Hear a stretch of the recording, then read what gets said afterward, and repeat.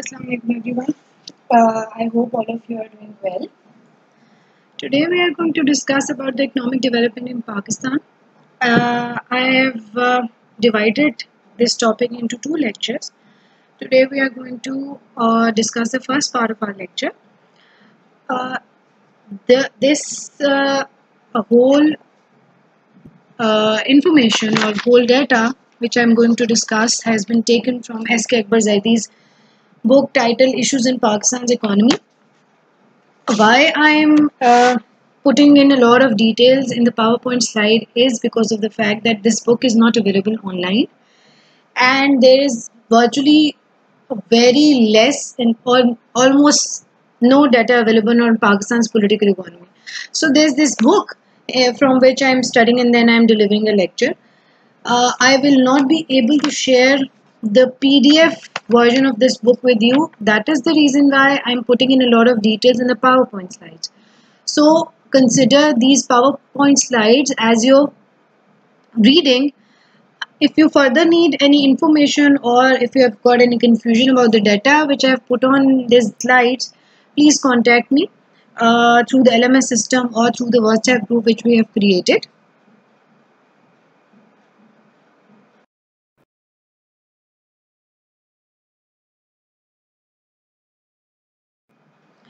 Okay. Last time we discussed about the criteria of gauging or measuring economic development in any society or in any state. Today we are going to purely discuss about the case study of Pakistan and its first initial 50 years from the inception of Pakistan in 1947 to 1997. The first thing which I'm going to discuss is about the structural change. Uh, since the time Pakistan was established in 1947, the only issue which was surfaced, which brought about a total structural change when it comes to the economic growth and development of Pakistan, was the partition of East Pakistan in 1971. It is stated that the 50% of Pakistan's population lived in the eastern part of the country. Despite being in the majority, the eastern wing was economically discriminated and exploited by the western wing of Pakistan. This continuous operation led to the unfortunate War of Liberation of 1971, which resulted in the establishment of Bangladesh. The contribution made by the East Pakistan to overall economy and society was huge, although this was never recognized by the western wing. Uh, all of the agricultural commodities like jute and tea were originating from the eastern part of the country. So this structural change or the creation of Bangladesh, so to say, in 1971 proved to be decisive for the economic growth and development of Pakistan in the coming. Uh, there are two myths about Pakistan that exist in the current literature.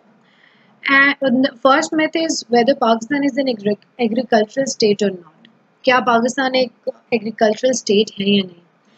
In 1947, Pakistan had every right to be called as an agricultural state, as the major share of West Pakistan's gross domestic product was from agriculture.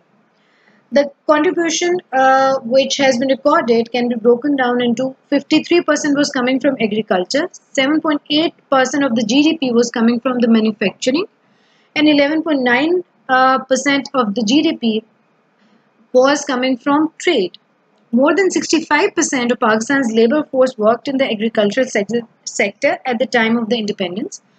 Almost all exports of Pakistan constituted of primary products that were agricultural commodities like jute and tea, which originated from the East Pakistan. However, the current circumstances have changed and Pakistan can no longer be called a purely agricultural state.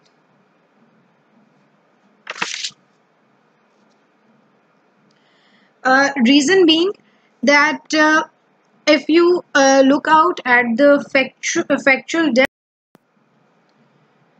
uh, the myth that Pakistan is basically an agriculture is no longer true because uh, the data which has been recorded in 1997,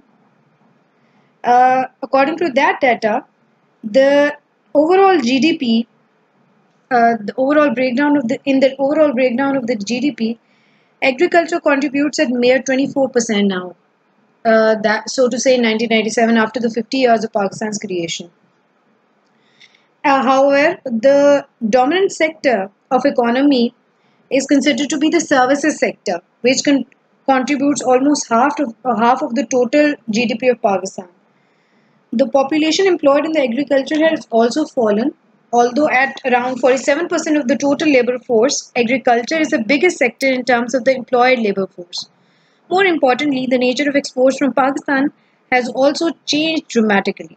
From 99.2% of total exports in 1947, primary commodities now constitute only around 16%.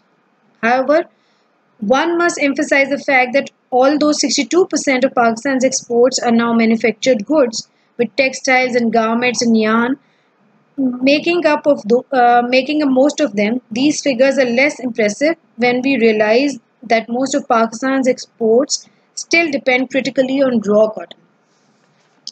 Having stated the facts, let me explain all of this to you in further detail.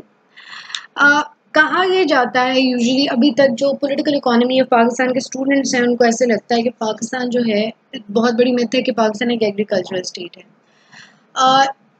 Different जो scholars हैं, different जो economist हैं, they are of the view कि पाकिस्तान को आप अगर शुरू में जब इस इंडिपेंडेंट हुआ था या जब इस्टेब्लिश हुआ था तब अगर आप उसको एक एग्रीकल्चरल स्टेट कहते तो तब इट वाज ट्रू, बिकॉज तब पाकिस्तान 53% पाकिस्तान का जो जीडीपी है वो एग्रीकल्चरल प्रोडक्ट्स की वजह से आ रहा था. जैसे जैसे वक्त गुजरता गया, specially after the creation of Bangladesh in 1971, agriculture का जो कंट्रीब्यूशन है in the overall GDP of Pakistan was reduced.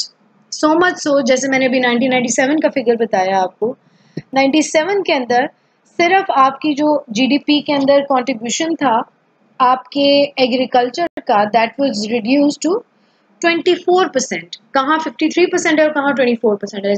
Just after और with in first 50 years of Pakistan's creation, 53 से 24% के ऊपर आपका जीडीपी आ गया. ट्रेड से आपका जीडीपी जनरेट होने लग गया, आपका सर्विसेज सेक्टर से होने लग गया, आपका मैन्युफैक्चरिंग गुड्स से होने लग गया. So all of that was completely change. Still Pakistan की जो एग्रीकल्चर प्रोडक्ट्स हैं वो बहुत ज़्यादा एक्सपोर्ट की जाती हैं और उसके अंदर जो है वो ज़्यादा शेयर अब कॉटन का है और वीट का है. पहले जूट का और टी का था बिफोर 1971 और before the partition of Bangladesh, before the partition of east Pakistan and the creation of Bangladesh. Moving on, 1997 के एस्टिमेट्स मैंने डिस्कस किए. ड्यूरिंग ये I have already discussed them. During the year 1997, it was recorded that agriculture contributed only 26.4% in the total GDP. The services sector has replaced as the dominant sector of economy, which has contributed almost half of the total GDP. The population employed in agriculture was also fallen to half. The nature of exports of Pakistan has also been changed dramatically. The primary commodities that have been exported in the year 1997 included 62% of manufactured goods, जो चीज़ें आप बना के बेचते हैं, जैसे कि textile industry से जो आ रही होती हैं, जो गारमेंट्स होते हैं. यान का मतलब है जो आपके पास ये जो कहना चाहिए धागा या ये जो स्वेटर्स बुनने के लिए जो आपके पास धागा होता है उसको यान बोलते हैं. The economic changes in the structure are manifested in where the population lived. अच्छा, अब एक और इम्पोर्टेंट बात यह है कि एग्रीकल्चर से पॉपुलेशन ने मूव किया towards services sector and towards manufacturing goods. But एक और जो इम्पोर्टेंट सिग्निफिकेंट फैक्टर है जिसकी वजह से पाकिस्तान को आप एग्रीकल्चरल स्टेट नहीं कह सकते या कम्प्लीटली या डोमिनेटली एक एग्रीकल्चरल स्टेट नहीं कह सकते, वो ये है कि पहले होता ये था कि 1947 जब पाकिस्तान इस्टेब्लिश हुआ तो ज़्यादातर जो आपकी पॉपुलेशन है that was living in villages. But after 1951, जब आपका first census was held in Pakistan, it was recorded that only 17% of the West Pakistanis lived in the urban areas. In contrast, the estimate for 1997 suggests that over 40% of the total population lives in cities and towns. 51 के अंदर जो census हुआ उसके अंदर 17% record हुई कि आपके जो पाकिस्तानी थे they were living in the cities. Urban areas का मतलब है सिटीज़, आपके जो बड़े बड़े शहर हैं, छोटे शहर हैं, वो मुराद है इससे। जब 97 के अंदर सेंसस हुआ दोबारा, तो उसका जो एस्टिमेट आया उसके अंदर इतना ज़्यादा ड्रास्टिक चेंज था। 17% का जो फिगर था that was change into 40% of the total population, जो कि सिटीज़ में और टाउन्स में रह रही थी। इससे जो है बहुत ज़्यादा सीरियस रिपरकशंस या इसके रिजल्ट्स या इसकी implementation over the economy, over the society, or over the political process of Pakistan was recorded subsequently. The rapid process of urbanization and emergence of middle class have been a significant political factor in bringing up a structural change. अब structural change के अंदर सिर्फ 71 वाली partition नहीं है। structural change के अंदर सिर्फ आपकी जो agriculture की contribution है GDP के अंदर वो नहीं है। स्ट्रक्चरल चेंज के अंदर तीसरी जो सिग्निफिकेंट चीज़ है वो रैपिड प्रोसेस ऑफ अर्बनाइजेशन है, मतलब लोगों का शहरी इलाका जात के अंदर शिफ्ट होने का जो प्रोसेस है, और उसकी वजह से जो मिडिल क्लास जनरेट हुई है। पहले rich were very rich and the poor population was very poor. There were feudal lords and then there was, आपने कभी सुना होगा, there was this work force of the feudal lord, जागीरदारा निज़ाम था, और फिर आपकी जो है उसकी सारी वर्क फोर्स थी। There was no middle class, there was no middle ground. But जो प्रोसेस ऑफ अर्बनाइजेशन पाकिस्तान के अंदर इंस्टेल हुआ, उससे emergence of middle class have been a significant political factor in bringing up a structural change. While the number of population living in cities crossed 40%, the economic profile in terms of consumption and production patterns have changed. अब आप देखिए 40% से ज़्यादा की आबादी जब आपकी जो है वो शहरों में आके रहने लग गई, तो जो कंजम्पशन थी, उनको जो चीज़ें चाहिए थी, और जो प्रोडक्शन के अंदर उनका जो कंट्रीब्यूशन था, जो चीज़ों में प्रोड्यूस कर रहे थे, उसका पैटर्न ही चेंज हो गया। Because less people were living in the villages और less people were living in the rural areas, more people were shifted towards cities and towns. तो उनका जो रोज़गार कमाने का तरीका है वो चेंज हो चुका था। इट मीन्स कि बहुत कम लोग जो हैं, they were the ratio of the people who were previously involved in the production of agriculture, और who were, जिनकी बेसिक रोजी रोटी जो थी वो एग्रीकल्चर प्रोडक्ट को फसल उगाना, लगाना, काटना और बेचना था, वो चेंज होके उनका प्रोडक्शन पैटर्न चेंज हो गया। जॉब में बहुत सारे लोग आ गए, बिजनेस के अंदर बहुत सारे लोग आ गए, फिर उसके अलावा बहुत सारे लोग जो है गवर्नमेंट सेक्टर की जॉब्स के अंदर आ गए। There were a lot of people जिन्होंने जो है वो मल्टीनेशनल कंपनीज को ज्वाइन कर लिया। सो this happened. The extent of urbanization was considered to be a significant indicator of progress and modernization. However, having said all that, एक तरफ agriculture के अंदर लोगों का इंटरेस्ट खत्म हुआ, सोसाइटी मॉडर्नाइज हुई, दूसरी तरफ अर्बनाइजेशन के प्रोसेस को एक इंडिकेटर कंसिडर किया जाता है कि मुल्क के अंदर तरक्की आ रही है, लोग जो है मॉडर्नाइज हो रहे हैं। अच्छा जी, मिथ है पाकिस्तान के बारे में, इकोनॉमी की जब बात करते हैं आप, तो उसकी एक और जो मिथ है, second myth is Pakistan a feudal state और not. and this myth can be supported with little evidence. The green revolution of 1960s, with its extraordinary impacts on the rural areas, agriculture, economy and social relations of production, put an end to the myth that Pakistan is a feudal country. The huge change in economic, social and political power from agriculture to feudal and then moving towards an urban and rural middle class, all are the key indicators that highlight the extraordinary structural transformation in the initial 50 years.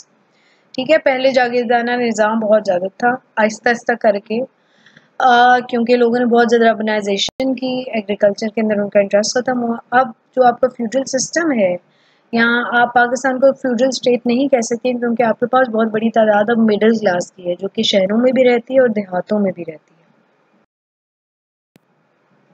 अच्छा, having discussed the both myths that still exist in the popular culture about the political economy of Pakistan, now we are going to discuss one by one about the economic policies of the first initial 50 years from 1947 to 1997. The first 11 years are considered to be the time when Pakistan's economy was settling down. This period was followed by the golden era of economic development under the Ayub Khan. During this time, the economy and politics both have stabilized with increased growth rates. However, post 1971, Pakistan was a new country in every respect. वो मैंने already discuss कर लिया कि किस तरह से structural changes आए और क्यों आए. The 5.5 years of Zulfikar Ali Bhutto were the next significant era, which ended by the imposition of martial law by General Ziaul Haq in 1997. By this time, the international environment was changed. Most significant was the Afghan War, then the attempts at the Islamization of economy and society in Pakistan. So we are going to discuss all these events one by one. We are going to discuss all the five prominent rulers of 5 prominent regimes step by step. Moving. First is considered to be an era from 1947 to 1958 जिसके अंदर foundations आप जो है वो economy की और development की रखी जा रही थी पाकिस्तान की. In 1947 Pakistan was an agrarian and underdeveloped newly independent state. Agriculture state था, underdeveloped था, ठीक है, और it was a state which was very weak in every aspect, especially economic aspect. आपके यहाँ पार्टीशन के टाइम पे जो नाइंसाफियाँ की गई थी उसके मुताबिक आपके पास इकोनॉमी भी आपकी लो थी, आपके पास मैन पावर भी इतनी ज़्यादा नहीं थी, आपकी इंडस्ट्रीज़ की हालत नहीं थी, आपके पास कैपिटल नहीं था, आपके पास ह्यूमन कैपिटल नहीं था जो ट्रेंड है. So that was the reason why it was considered to be a very underdeveloped or rather a poor state. There was little industry, few services and no infrastructure at all. From 1947 to 1958,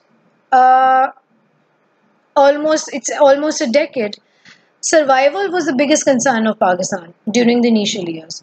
There were millions of refugees and the provision of basic necessities was itself a huge task for the government of Pakistan. The first decade of economic policy and planning witnessed the attempts of bureaucracy to keep Pakistan on its feet. इस time में आप देखते हैं कि bureaucracy के बहुत ज़्यादा अमल दखल था for ensuring the survival of the state and then for working towards the welfare of the refugees that were coming to Pakistan every day. The task of building of an economic base was left to the state sector as the private sector was still developing and did not have capital to lead an industrial revolution in the country.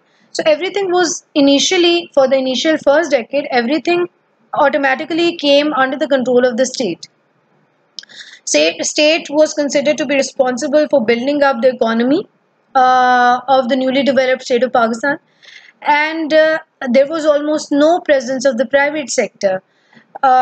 So to speak, that there were no resources present for the population or for there was no capital that was surplus for developing or creating a private sector. So everything directly went in the control of your government or the state of Pakistan.